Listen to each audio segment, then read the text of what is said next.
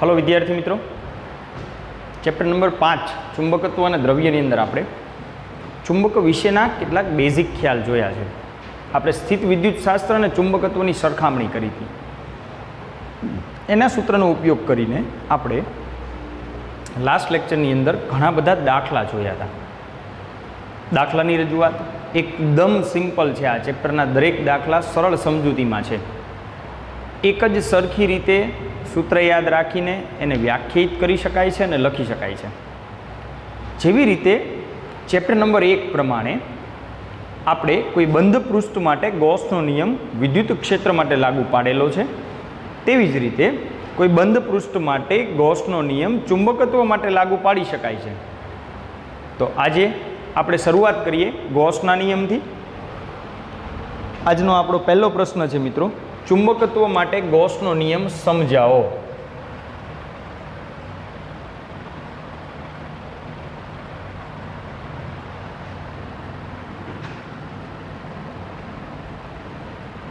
ચુંબકત્વ માટે ગૌસનો નિયમ સમજાવો. આ છે આપણો પહેલો પ્રશ્ન. આપણે જાણીએ છીએ ચુંબકીય ક્ષેત્ર રેખાઓ સતત હોય છે અને તે હંમેશા બંધગાળા રચે છે.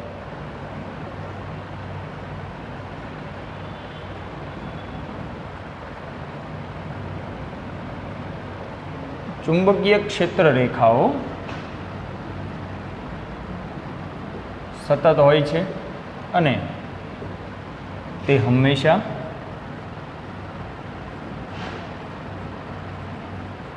બંધગાળા રચે છે.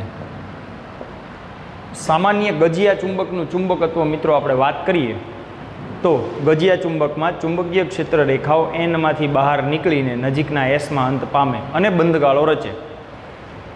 એટલે સમજૂતી અનુસાર આપણે હંમેશા ધ્યાન રાખશું, ચુંબકીય ક્ષેત્ર રેખાઓ બંધગાળા રચે છે. આવા કોઈ પૃષ્ઠ લઈએ, બંધ પૃષ્ઠ, અને એની સાથે સંકળાયેલ ફ્લક્સ આપણે ગણતરી કરવાની છે. ગૌસના નિયમની અંદર મારે સમજાવવું છે કે આવા ચુંબકીય ક્ષેત્રની અંદર હું કોઈ એક બંધ પૃષ્ઠ લઉં, એક આકૃતિથી અને સૂત્રથી પણ આપણે એને સમજવાનો પ્રયત્ન કરશું. એટલે ચુંબકીય ક્ષેત્રની અંદર કોઈ એક બંધ પૃષ્ઠ લઈને એની સાથે સંકળાયેલ કુલ ફ્લક્સ આપણે શૂન્ય છે એવું દર્શાવવું છે. કુલ ફ્લક્સ શૂન્ય છે. આ સમાન ચુંબકીય ક્ષેત્રમાં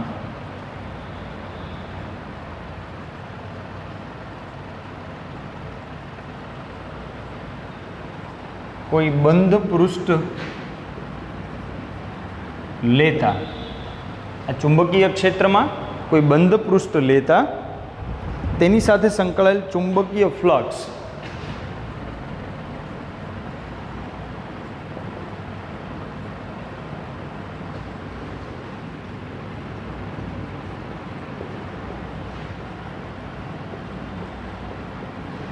શૂન્ય થાય છે. જો તેને ગણીએ તો તે શૂન્ય થાય છે.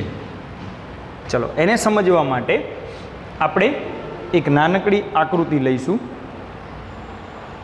બી જેટલા સમાન ચુંબકીય ક્ષેત્રમાં કોઈ એક પૃષ્ઠ પડેલું છે. આ પૃષ્ઠ છે ને એ બી જેટલા સમાન ચુંબકીય ક્ષેત્રમાં છે.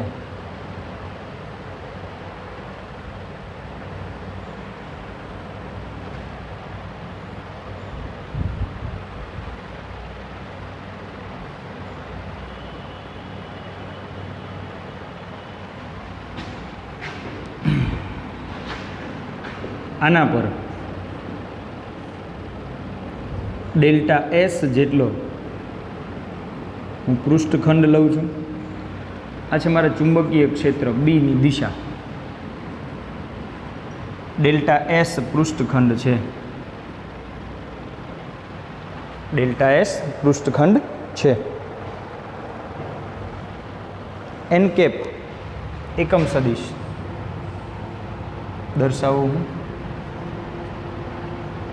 બંને વચ્ચેનો કોણ થીટા છે. આવી એક રજૂઆત લઈએ આપણે. ગૌસનો નિયમ સમજવા માટે મેં આકૃતિમાં એક સમાન ચુંબકીય ક્ષેત્રમાં એક પૃષ્ઠ કલ્પેલું છે. હવે કેવું થશે જુઓ મિત્રો, અહીંયા આ ચુંબકીય ક્ષેત્રમાં જેટલી ક્ષેત્ર રેખાઓ દાખલ થાય છે, તમે નજીક નજીક અને દૂર દૂર લઈ શકો છો, જેટલી ક્ષેત્ર રેખાઓ દાખલ થાય છે મિત્રો એટલી જ ક્ષેત્ર રેખાઓ બહાર નીકળે.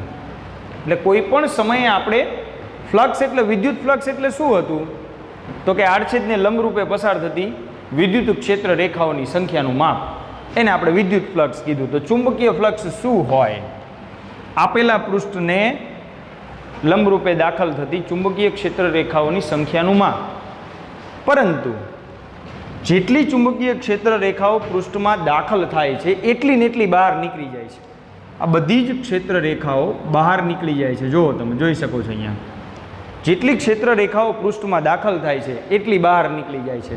તો જે તે સમયે પૃષ્ઠ સાથે સંકળાયેલ ક્ષેત્ર રેખાઓ શૂન્ય હોય તો ફ્લક્સ શૂન્ય થાય. આપણે પહેલો મુદ્દો લઈએ. ચુંબકીય ક્ષેત્રમાં કલ્પેલા કોઈ પણ પૃષ્ઠમાં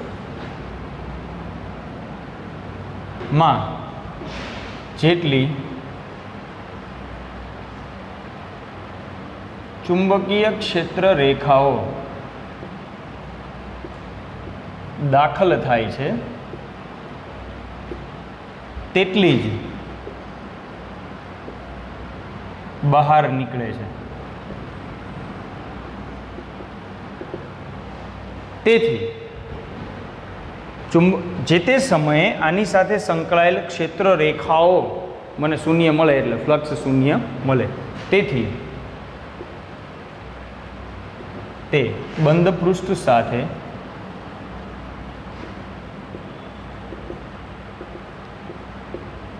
સંકળાયેલ ફ્લક્સ શૂન્ય થાય.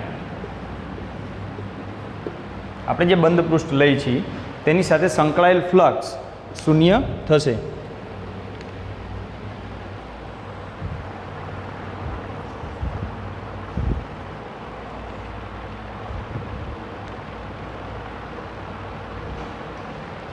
આગળ વધીએ.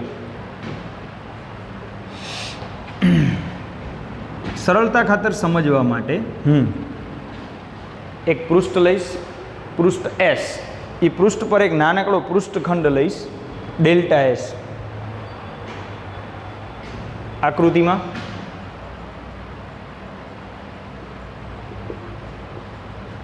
સમાન ચુંબકીય ક્ષેત્રમાં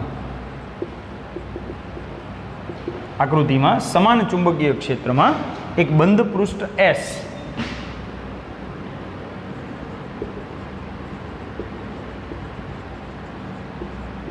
દર્શાવ્યું છે અને તે ડેલ્ટા એસ જેટલા નાના નાના પૃષ્ઠખંડોનું બનેલું છે.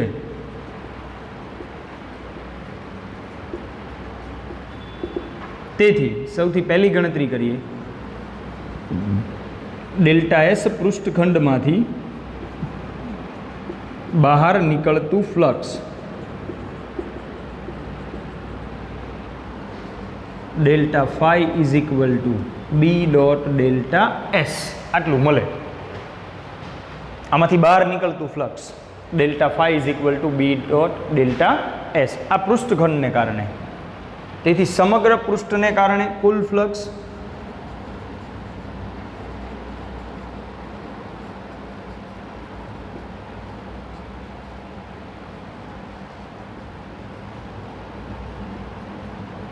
બહાર નીકળતું ફ્લક્સ ફાઈ બરાબર સિગ્મા ઓલ બધા પૃષ્ઠખંડ ઇન્ટુ ડેલ્ટા ફાઈ. એટલે કે ફાઈ બરાબર ઈ ડોટ એસ બરાબર 0. ફાઈ બરાબર ઈ ડોટ એસ બરાબર 0. આપણે બહાર નીકળતું ફ્લક્સ ઈ ડોટ એસ લઈએ, પરંતુ કુલ ફ્લક્સ આપણને ખબર છે કે જેટલું અંદર દાખલ થાય છે એટલું જ બહાર નીકળે છે, એટલે કુલ 0. એટલે આના પછીના સ્ટેપમાં કુલ 0 દર્શાવો તોય ચાલશે. આમ સોરી આપણે લઈશું અહીંયા બી ડોટ એસ. વિદ્યુત ક્ષેત્ર માટે ઈ લઈ છીએ, ચુંબકીય ક્ષેત્ર માટે આપણે એને બી લઈ છીએ. એટલે B dot delta S sigma લઈ શકાય તો મને કુલ ફ્લક્સ શૂન્ય મળશે ફાઈ. હવે આમ સિગ્મા ઓલ માટે જો કિંમત દર્શાવી હોય ને તો હજી એક સ્ટેપ આવું લખાય. આ માત્ર સમજૂતી માટે, કંઈ આપણે જરૂર નથી. બી ડોટ ડેલ્ટા એસ આમ કુલ ફ્લક્સ ફાઈ બરાબર સંકલન of B dot dS is equal to 0, કારણ કે બંધ પૃષ્ઠ સાથે સંકળાયેલ કુલ ફ્લક્સ કેટલું હોય? 0. આ તો માત્ર મેં અહીંયા સમજૂતીમાં એક રજૂઆત દર્શાવી છે. ફાઈ બરાબર સંકલન ઓફ બી ડોટ ડીએસ બરાબર 0. આ છે ગોસનો નિયમ. ગોસનો નિયમ એક જ શબ્દમાં એવું સમજાવે છે કે કોઈ પણ બંધ પૃષ્ઠ સાથે સંકળાયેલ ચુંબકીય ફ્લક્સ શૂન્ય થાય. બંધ પૃષ્ઠ સાથે સંકળાયેલ ચુંબકીય ફ્લક્સ શૂન્ય થાય.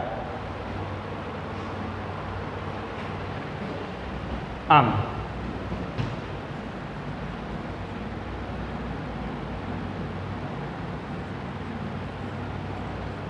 કોઈ પણ બંધ પૃષ્ઠ સાથે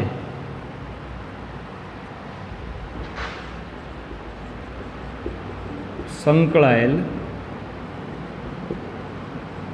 ચોખ્ખું કુલ ચુંબકીય ફ્લક્સ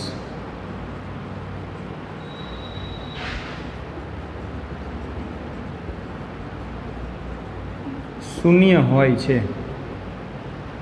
આ વિધાનને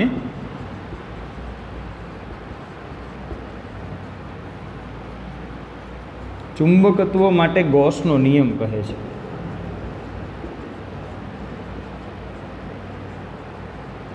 આ વિધાનને ચુંબકત્વ માટે ગોસનો નિયમ કહેવાય. તો મિત્રો ગોસના નિયમની અંદર થિયરી સ્વરૂપમાં પૂછાય તો આપણે આટલી વસ્તુને હાઇલાઇટ કરવાની છે. સિમ્પલ ગોસનો નિયમ એવું કહે છે કે કોઈ પણ બંધ પૃષ્ઠમાં જેટલી ક્ષેત્ર રેખાઓ દાખલ થાય એટલી જ ચુંબકીય ક્ષેત્ર રેખાઓ બહાર નીકળે. તો અલ્ટિમેટ કુલ ચુંબકીય ફ્લક્સ આની સાથે ક્ષેત્ર રેખાઓ સંકળાયેલી રહેતી નથી એટલે કુલ ચુંબકીય ફ્લક્સ શૂન્ય થાય છે. એટલે ફાઈ બરાબર સંકલન ઓફ બી ડોટ ડીએસ બરાબર 0. તો આ આપણે ચુંબકત્વ માટે ગોસનો નિયમ આ પ્રમાણે મિત્રો લઈ શકીએ.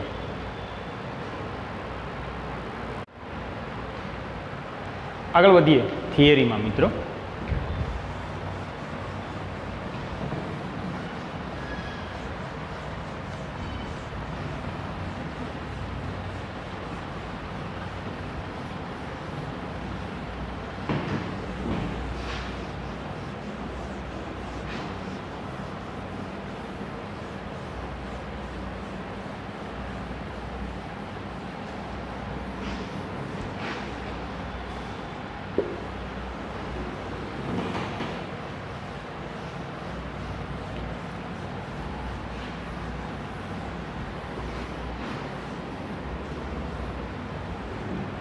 હવે જે મિત્રો આપણે થિયરી જોવાની છે એની અંદર થિયરી સ્વરૂપે એ પ્રશ્ન પૂછાતો નથી, પરંતુ એની અંદર ઘણા બધા નાના પ્રશ્નો છે.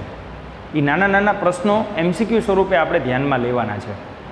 એટલે આપણે લખશું કોમન પ્રશ્ન સ્વરૂપે, પણ એ યાદ રાખશું એમસીક્યુ માટે.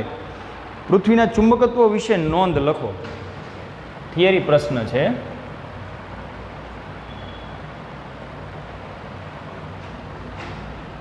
પૃથ્વીના ચુંબકત્વ વિશે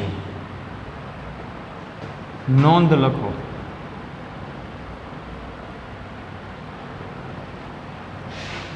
ચાલો, એના આન્સરની અંદર ઘણી બધી નાની બાબતોની મારે ચર્ચા કરવાની છે. મિત્રો આપણે જાણીએ છીએ પૃથ્વી ચુંબક તરીકે વર્તે છે. પૃથ્વી ચુંબક તરીકે વર્તે છે, જેનું ચુંબકીય ક્ષેત્ર ભૌગોલિક દક્ષિણથી ઉત્તર તરફ હોય. એટલે આપણે એની દિશા જે છે ને એ દક્ષિણમાંથી બહાર અને ઉત્તરમાં દાખલ થતી લીધી છે. ભૌગોલિક અને ચુંબકીય વચ્ચે શું ડિફરન્સ છે? વાસ્તવિક ડિફરન્સ છે. પહેલાં તો એ પ્રશ્ન થાય કે ભાઈ પૃથ્વીને કેમ ચુંબક તરીકે લઈ શકાય? આપણે જાણીએ છીએ કે પૃથ્વીના કેન્દ્રીય ભાગમાં ઘણા બધા લોખંડ અને એવી મિશ્ર ધાતુઓ ઓગળીને લાવારસ સ્વરૂપે આપણો પૃથ્વીનો પેટાળ છે. પૃથ્વી પરના ઘણા બધા એવા સ્થળો છે જેમાં વોલ્કેનો સક્રિય જ છે, એમાંથી લાવા બહાર નીકળે છે. તો એવી માન્યતા છે કે એના કારણે લોખંડ અને તેની મિશ્ર ધાતુમાંથી ચુંબક બનાવી શકાય છે. તો એના કારણે આપણને પૃથ્વીનો જે કેન્દ્રીય ભાગ છે એ જાણે કે એક ચુંબકીય ડાયપોલ તરીકે વર્તતો હોય ને એમ લાગે. પૃથ્વીનો કેન્દ્રીય ભાગ એક ચુંબકીય ડાયપોલ તરીકે વર્તતો હોય એમ લાગે. એટલે આપણે પૃથ્વીને ચુંબક તરીકે લઈ શકીએ. ટોપિક ચાલુ કરતાં પહેલાં આટલી બાબત મગજમાં લેવી જરૂરી છે. પૃથ્વીના પેટાળની અંદર એના કેન્દ્રીય ભાગમાં લોખંડ અને તેની મિશ્ર ધાતુ રહેલી છે. એના કારણે ઉત્પન્ન થતા ચુંબકત્વને લીધે આપણે સમગ્ર પૃથ્વીને એક ચુંબક તરીકે લઈ શકીએ છીએ. ચલો, એ રજૂઆતને આપણે હવે ધીમે ધીમે આગળ વધારીએ. સૌથી પહેલું, પૃથ્વી પોતે એક ચુંબક તરીકે વર્તે છે.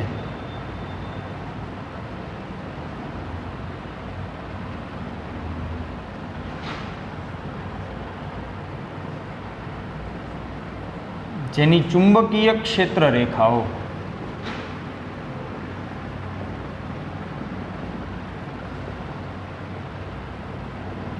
ભૌગોલિક દક્ષિણથી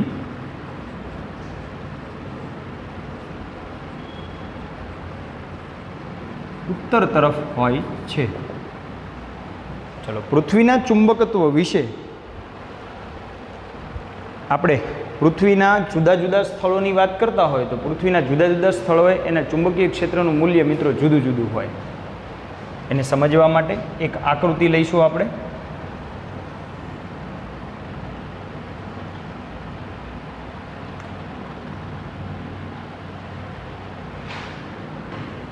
સેન્ટરમાં પૃથ્વીની ભ્રમણઅક્ષ લઈએ અને અહીંયા જાણીએ છીએ એની વિષુવ રેખા હોય. આ છે પૃથ્વીનો ભાગ. દિશાની વાત કરીએ તો પૂર્વ, પશ્ચિમ, ઉત્તર અને દક્ષિણ. ઉત્તર અને દક્ષિણ આ ચાર દિશાઓને હું લઈ શકું છું. એટલે ભ્રમણઅક્ષ માટે એન અને એસને દર્શાવું હું તો નોર્થ, જી ફોર જીઓગ્રાફિકલ એટલે ભૌગોલિક, NG, અને અહીંયા છે દક્ષિણ એટલે સાઉથ, SG. જીઓગ્રાફિકલ લીધું છે મેં અહીંયા. વિષુવવૃત્તની વાત કરીએ તો આ જે ભાગ છે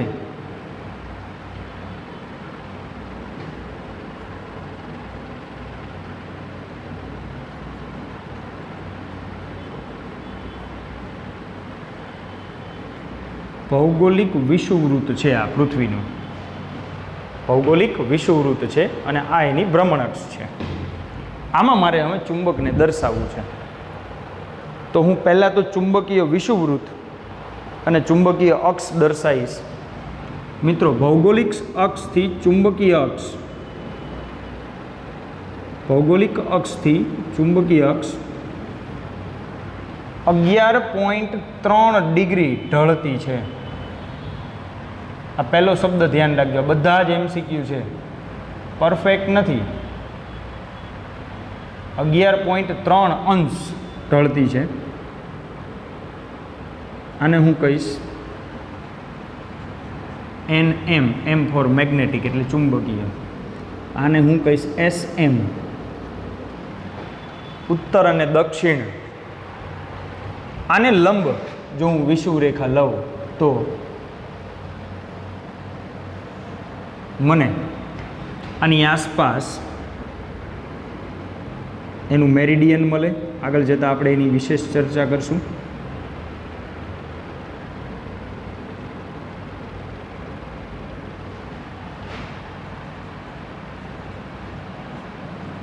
ચુંબકીય વિષુવવૃત્ત છે આ, અને આ છે ચુંબકીય અક્ષ. ઉપરની છે ચુંબકીય અક્ષ. ક્ષેત્ર રેખાઓની વાત કરીએ તો ક્ષેત્ર રેખાઓ ઉત્તરમાંથી દાખલ થતી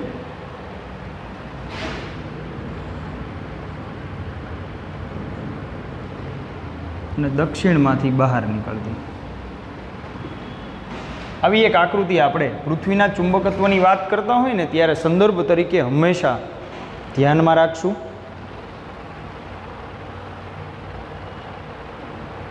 ચાલો દરેક મુદ્દાને હવે જોતા જઈએ.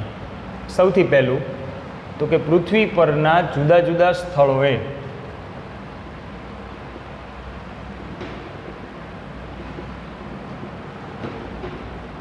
ચુંબકીય ક્ષેત્રનું મૂલ્ય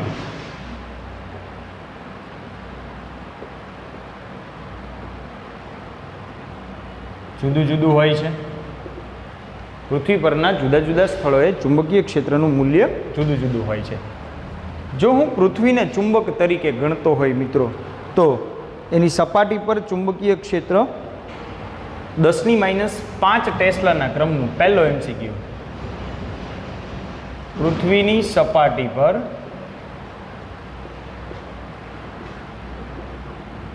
ચુંબકીય ક્ષેત્ર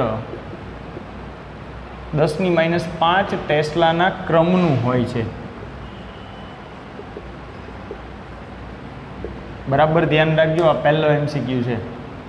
10⁻5 ટેસ્લા. આવા ઘણા મૂલ્યો છે પૃથ્વી માટે. મારે એવા ઘણા મૂલ્યોને ધીમે ધીમે સ્વીકારવાના છે. તો આપણે પહેલી વાત કરી મિત્રો, પૃથ્વીની સપાટી પર ચુંબકીય ક્ષેત્ર 10⁻5 ટેસ્લાના ક્રમનું હોય છે. MCQ માટે મારે એને વધારે ધ્યાનમાં લેવાનું છે. પૃથ્વીના ચુંબકીય ક્ષેત્રની ક્ષેત્ર રેખાઓ તેના કેન્દ્રમાં રહેલ ડાયપોલની ક્ષેત્ર રેખા જેવી જ હોય છે. પૃથ્વીનું જે ચુંબકીય ક્ષેત્ર છે, પૃથ્વીના ચુંબકીય ક્ષેત્રની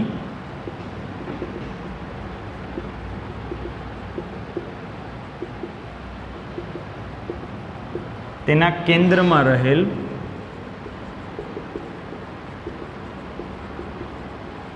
ડાયપોલોની ક્ષેત્ર રેખા જેવી જ હોય છે.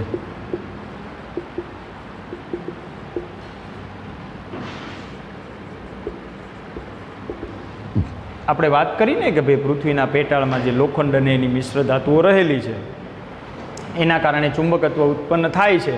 તો એક ચુંબકીય ડાયપોલ હું અહીંયા સમજી શકું. ચુંબકીય ડાયપોલ હું પૃથ્વીના કેન્દ્રને કેન્દ્ર તરીકે લઈને હું સમજી શકું છું. એની જે ક્ષેત્ર રેખાઓ હોય એ કેન્દ્રમાં રહેલ ડાયપોલની ક્ષેત્ર રેખાઓ જેવી લઈ શકાય. બંને એક જ સરખા જેવી હોય એવું હું કહી શકું. આ બીજો મુદ્દો મારે ધ્યાનમાં રાખવાનો છે. ક્ષેત્ર રેખાઓ અલગ નથી, એનું ચુંબકીય ક્ષેત્ર અલગ નથી. તો પૃથ્વીની ચુંબકીય ડાયપોલ મોમેન્ટ 8×1022 જૂલ પ્રતિ ટેસ્લા જેટલી હોય છે. પૃથ્વીની ચુંબકીય ડાયપોલ મોમેન્ટ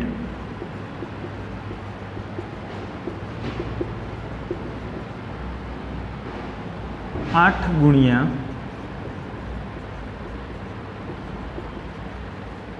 જેટલી છે. આ બધા જ અંદાજિત મૂલ્યો છે. ફરી એકવાર એક MCQ આપણે ધ્યાનમાં લઈશું MCQ તરીકે.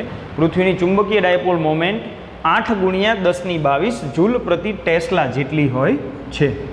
કારણ કે પૃથ્વીને ચુંબક તરીકે ગણીએ તો એનું ચુંબકીય મોમેન્ટ તો મને મળવાની જ છે.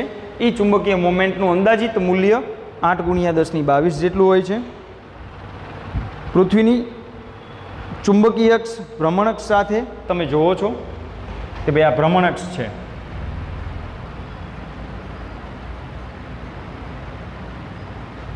અને આ ચુંબકીય અક્ષ છે.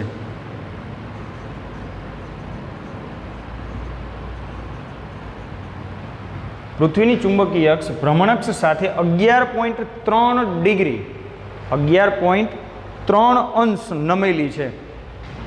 પૃથ્વીની ચુંબકીય અક્ષ આ પણ MCQ છે.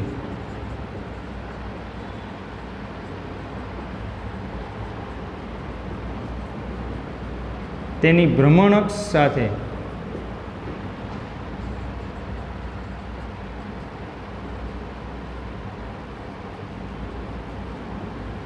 11.3 અંશ નમેલી છે.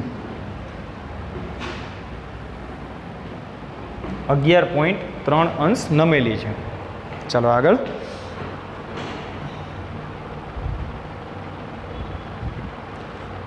પૃથ્વી માટે આપણે ચુંબકીય ક્ષેત્ર રેખાઓ જે સ્થળેથી બહાર નીકળે છે અને જે સ્થળે દાખલ થાય છે ત્યાં ચુંબકીય ધ્રુવ હોય. અહીંયા આપણે દર્શાવી છે, જો ક્ષેત્ર રેખાઓ જે સ્થળે દાખલ થાય છે જે સ્થળે બહાર નીકળે છે ત્યાં આપણે ચુંબકીય અક્ષ અહીંયા જ લીધેલી છે. આપણે આકૃતિમાં દર્શાવ્યું છે કે અહીંયા ચુંબકીય અક્ષ લીધેલી છે, એટલે આપણે ક્ષેત્ર રેખાને અનુરૂપ સમજવાનું છે. ત્યાં મને ચુંબકીય ધ્રુવો મળે એન અને એસ.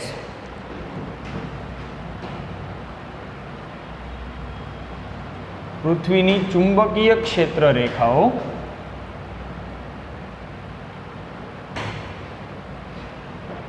જે સ્થળે દાખલ થાય છે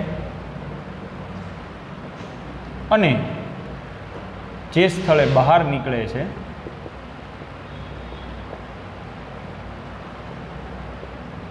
ત્યાં ચુંબકીય ધ્રુવો આવેલા છે.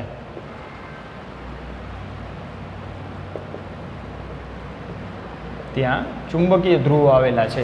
એટલે હું અહીંયા ઉત્તર ધ્રુવ ને અહીંયા દક્ષિણ ધ્રુવ લઈ શકું. મેં દર્શાવ્યું જ છે મેગ્નેટિક નોર્થ અને મેગ્નેટિક સાઉથ, જિયોગ્રાફિકલ નોર્થ અને જિયોગ્રાફિકલ સાઉથ. જિયોગ્રાફિકલ એટલે ભૌગોલિક અને ઓલું મેગ્નેટિક એટલે ચુંબકીય, એ પ્રમાણે લઈ શકાય.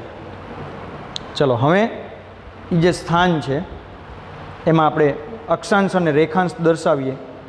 ઉત્તર કેનેડાનું સ્થળ છે આ, નોર્થ પાસે આ ઉત્તર કેનેડા, ભૌગોલિક દ્રષ્ટિએ જોઈએ એટલે આ સ્થળ ઉત્તર કેનેડા દર્શાવે છે.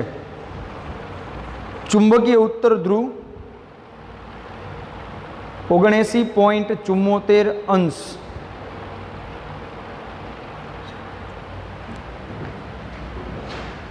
ચુંબકીય ઉત્તર ધ્રુવ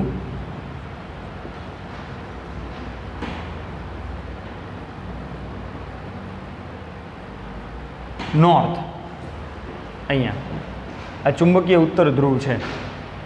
અક્ષાંશની વાત કરીએ તો 79.74 અંશ નોર્થ અક્ષાંશ અને 71.8 વેસ્ટ રેખાંશ પર અક્ષાંશ અને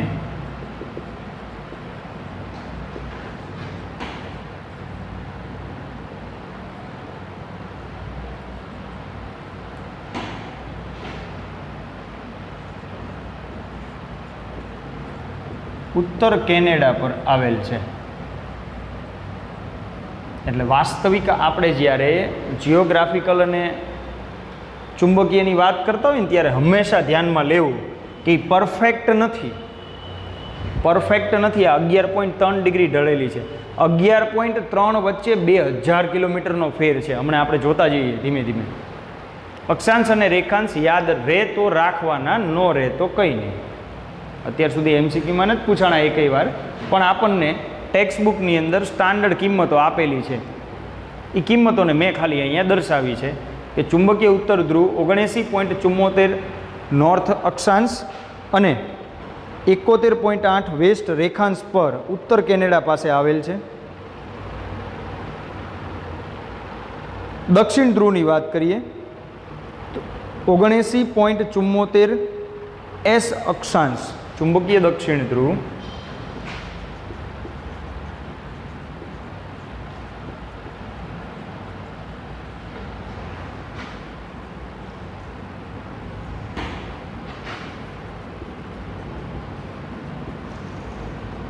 અને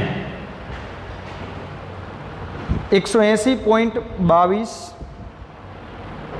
અંશ ઈસ્ટ એટલે કે એન્ટાર્કટિકામાં આવેલું છે.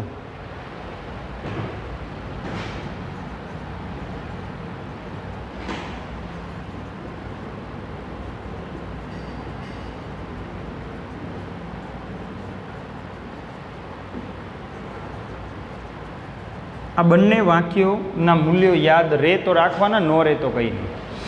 તમે જાણો જ છો પૃથ્વીના નીચેના ભાગમાં આપણો સૌથી ઠંડો પ્રદેશ એટલે કે એન્ટાર્કટિકા ખંડ આવેલો છે. જેની અંદર પેંગ્વિન સિવાય કોઈ માનવ વસવાટ નથી. માત્ર પેંગ્વિન નામનું એક પ્રાણી ત્યાં વસે છે ઠંડા પ્રદેશની અંદર. સૂર્યપ્રકાશના કિરણો ત્યાં સુધી પહોંચી શકતા નથી, એટલે તે આખો પ્રદેશ બરફનો બનેલો છે. એ છે એન્ટાર્કટિકા. ઉપર ઉત્તર કેનેડા છે, નીચે એન્ટાર્કટિકા છે. અહીંયા ઉત્તર કેનેડા છે ને અહીંયા એન્ટાર્કટિકા છે. એ પ્રમાણે આપણે અક્ષાંશ અને રેખાંશ પર આપણી જે ચુંબકીય ધ્રુવો છે ને એના સ્થાન દર્શાયા છે. ચુંબકીય ધ્રુવોના સ્થાન દર્શાયા છે કે આ પ્રમાણે એ આવેલા છે. ચલો, પહેલાં તો ટોપિક ટુ બી કન્ટિન્યુ છે મિત્રો. પહેલાં આપણે આટલી વસ્તુને ધીમે ધીમે યાદ રાખવાનો પ્રયત્ન કરશું, પછી હું એના બીજા મુદ્દાઓને આગળ લંબાવું. પૃથ્વીના ચુંબકત્વ વિશેની આપણે વાત કરી રહ્યા છીએ.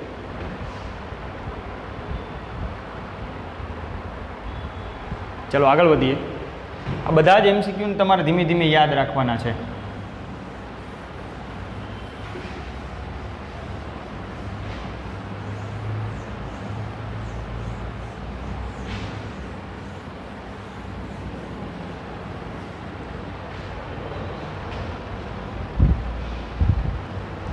હવે વાત કરીએ ભૌગોલિક અને ચુંબકીય ઉત્તર ધ્રુવની અને દક્ષિણ ધ્રુવની.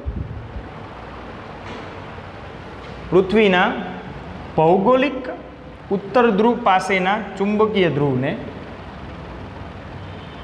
ચુંબકીય ઉત્તર ધ્રુવ કહેવાય અને ભૌગોલિક દક્ષિણ ધ્રુવ પાસેના ચુંબકીય ધ્રુવને ચુંબકીય દક્ષિણ ધ્રુવ કહેવાય. એટલે ઉત્તર ધ્રુવ અને દક્ષિણ ધ્રુવ એની મારે વાત કરવી છે. પૃથ્વીના આગળનો મુદ્દો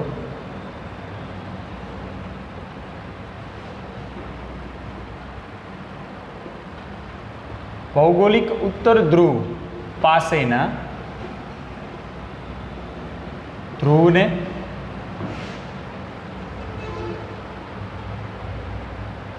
ચુંબકીય ઉત્તર ધ્રુવ કહે છે અને ભૌગોલિક દક્ષિણ ધ્રુવ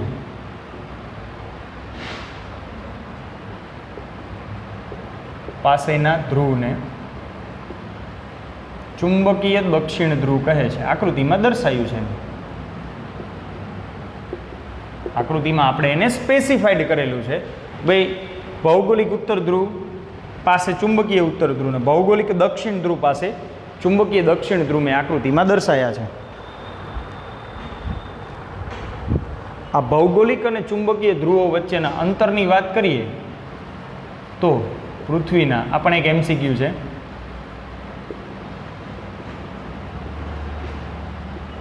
ભૌગોલિક અને ચુંબકીય ધ્રુવો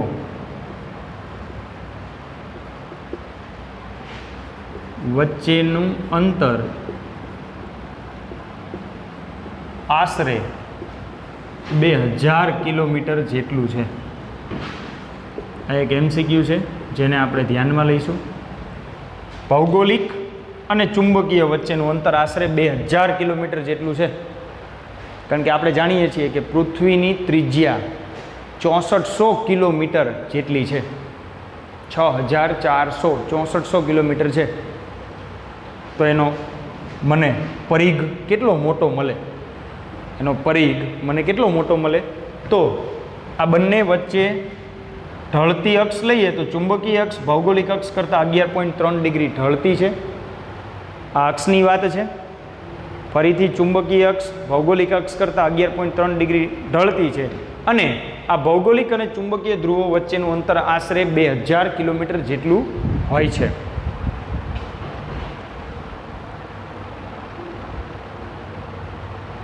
ક્ષેત્ર રેખાઓની વાત કરીએ તો ઉત્તર ધ્રુવમાંથી ક્ષેત્ર રેખા દાખલ થાય છે અને દક્ષિણ ધ્રુવમાં ક્ષેત્ર રેખા બહાર નીકળે છે. એ પ્રમાણેની રજૂઆત આપણે અહીંયા લીધેલી છે. તો આપણે એમ કહી શકીએ કે પૃથ્વીના ચુંબકીય દક્ષિણ ધ્રુવમાંથી બહાર નીકળે અને ચુંબકીય ઉત્તર ધ્રુવમાંથી ક્ષેત્ર રેખાઓ દાખલ થાય છે. પૃથ્વીના ચુંબકીય દક્ષિણ ધ્રુવ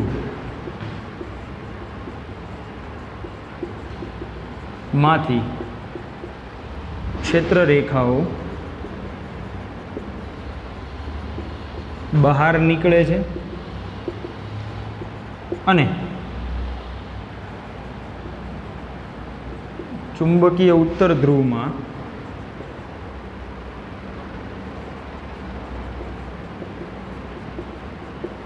ક્ષેત્ર રેખાઓ દાખલ થાય છે. ક્ષેત્ર રેખાઓ દાખલ થાય છે. તો આવા નાના નાના મુદ્દાઓ છે મિત્રો, જેને તમારે યાદ રાખવાના છે પૃથ્વીના ચુંબકત્વ વિશે.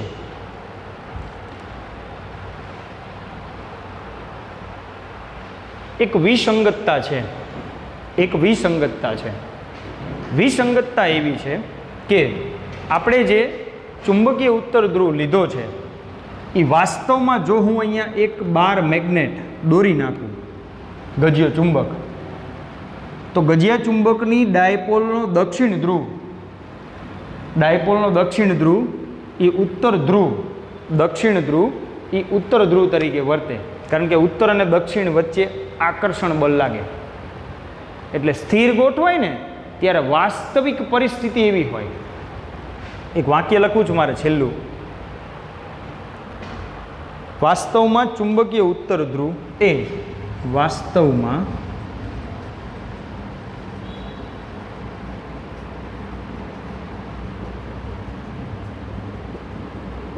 એટલે હું વાત કરી રહ્યો છું આની ચુંબકીય ઉત્તર ધ્રુવ એનએમની વાત કરી રહ્યો છું.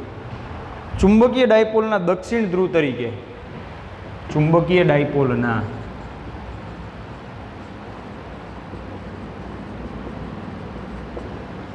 દક્ષિણ ધ્રુવ તરીકે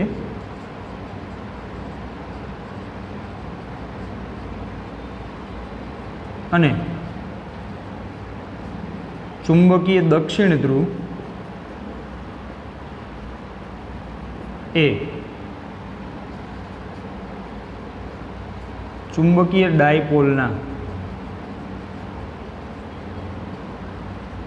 ઉત્તર ધ્રુવ તરીકે વર્તે છે. વાક્યને બરાબર સમજવાનું છે.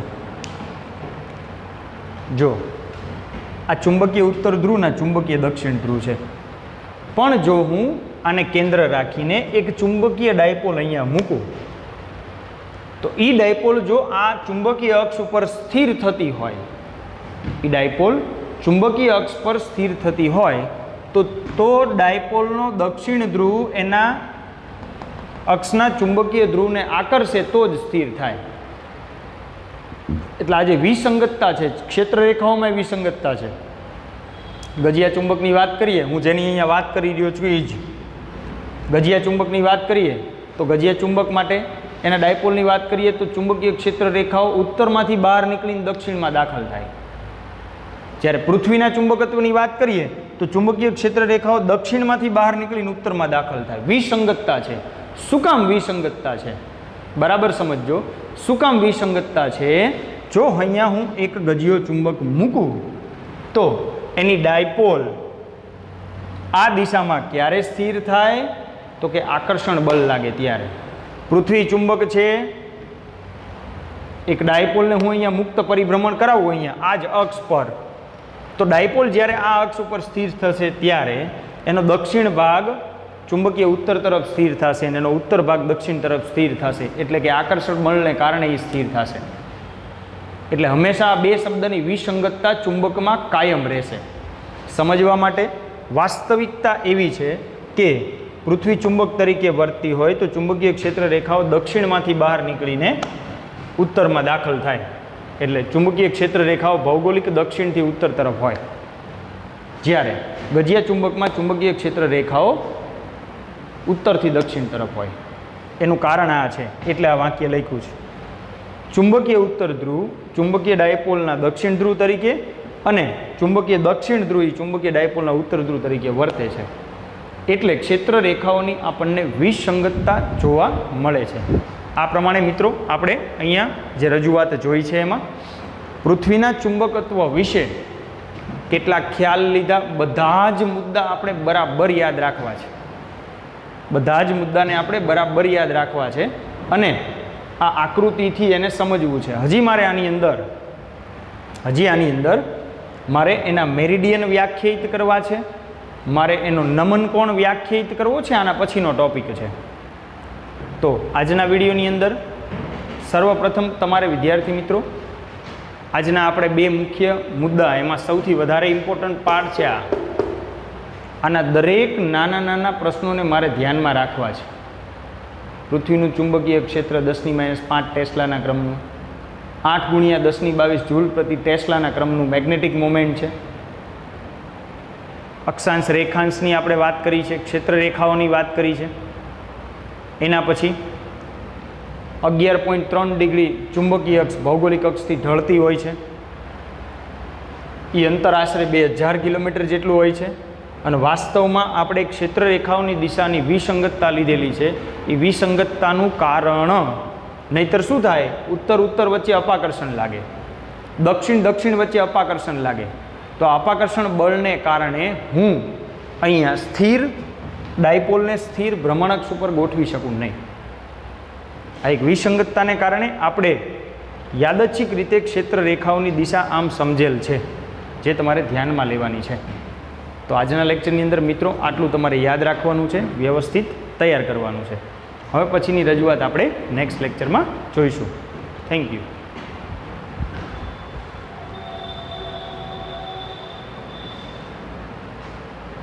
આખી જ થિયરી મિત્રો વ્યવસ્થિત રીતે તમારે તૈયાર કરવાની છે ને યાદ રાખવાની છે. પૃથ્વીના ચુંબકત્વ વિશેની વાત. Thank you.